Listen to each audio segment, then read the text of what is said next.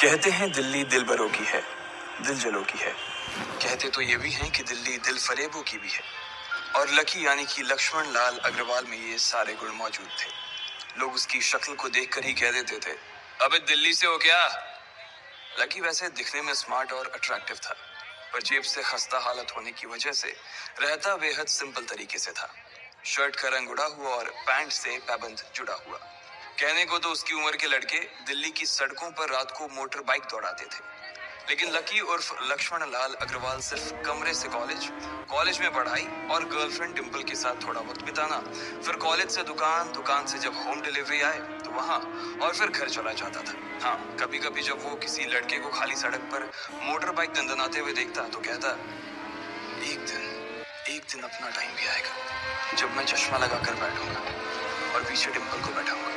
देखना, जब वो मेरी कमर में अपना हाथ कसेगी और मैं तेजी से मोटरसाइकिल को इंडिया गेट के आसपास दौड़ाऊंगा, तो सारे दिल्ली का दिल हम दोनों को देखकर चलेगा। दुकान में रखा हुआ बर्नॉल भी काम नहीं आएगा। लकी ने कहा और अपने हाथ में बर्नॉल की क्रीम को दबा दिया। जैसे ही उसने क्रीम को दबाया, उस क्रीम बाहर आ गई। अबे गाधे, क्या कर रहा है? वो कोई स्पंज की गेंद है क्या जो उसे दबा रहा है? दुकान के मालिक ने उसे फटकारते हुए कहा और उसके सर पर एक चपत लगा दी। Sorry sir. लकी ने अपना सिर बचाते हुए कहा। वो खरौल बाग में स्थित एक छोटी सी मेडिकल स्टोर पर काम करता था। उसकी दुकान का नाम था चमन मेडिकल स्टोर और उसके ओनर का नाम था चमन लाल। लकी पिछले 5 साल से इन्हीं की दुकान पर काम कर रहा था। यहाँ इस छोटी सी शॉप पर काम करना उसकी मजबूरी थी। लाइफ में कंगाली की वजह से उसे कॉलेज में पढ़ाई पूरी करने के लिए पार्ट टाइम जॉब करना था। उसने कई अच्छी जगह अच्छी तनख्वाह की नौकरी ढूंढी, पर नहीं मिली और वो इस मेडिकल स्टोर पर ही अटक गया।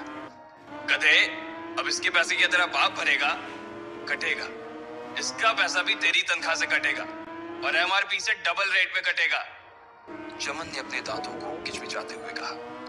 गुस्से की वजह से उसकी नाक फूल गई थी और लकी की सांसें। उसने घबराते हुए ओनर से पूछा, एमआरपी से डबल क्यों सर जी? ताकि अगली बार से ऐसी कोई हरकत करने से पहले तू डबल बार सोचे।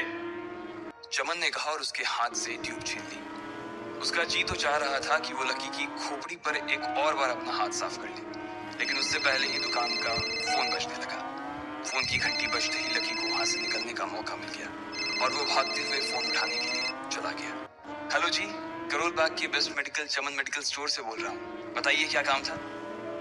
ये लकी की पेटेंट लाइन थी।